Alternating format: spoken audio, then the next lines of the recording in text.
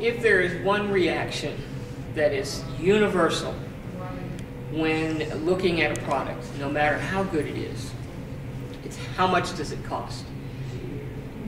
As I did a program in Myrtle Beach at a conference, that was the very first question. So tell me what the bottom line is. How much does it cost? My answer to that librarian at that conference was, it depends. It depends on the size of your school. It depends on whether it's a district product or whether it's an individual school. A product that costs $6,500 per school in an economic climate like we're in, where maybe they have $400 or $4,000 or even $1,000, which is pretty much standard. Most of our centers have nothing. Individually, it's kind of hard to come up with the money if you look at it from just a cost perspective. If you begin to look behind the cost, once you get over sticker shock, to see that you're appealing to individual students' need for reading, you're appealing to a broad topical range, you're giving them the assessments and being able to collaborate more with teachers in the classrooms. We're able to take this product and expand our horizons so that we get into more of the project-based learning that is an intrinsic requisite of Common Core that we're all moving to, that the benchmark assessments that come up give us that time for students to reflect on what they're reading and begin to really show you that they are comprehending better because of the time that they are spending on reading. That's the incalculable cost.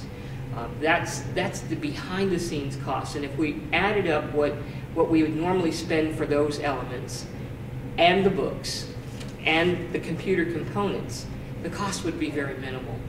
And I think if we just look at the price, and it's easier to say from a district perspective. I know that when I started putting together budgets and the numbers started to get huge, I would gasp and try to find ways to economize because that's too expensive. Until you put it into a broader context, now looking at a $100,000 product purchase for me is standard. That's doable because I know I can break down the elements and spread that cost over. But one of the joys of Capstone's interactive product with myON is you have to have professional development. That funding can come from Title II. You're looking at it being a technological fund, so you can use some of your technology funds.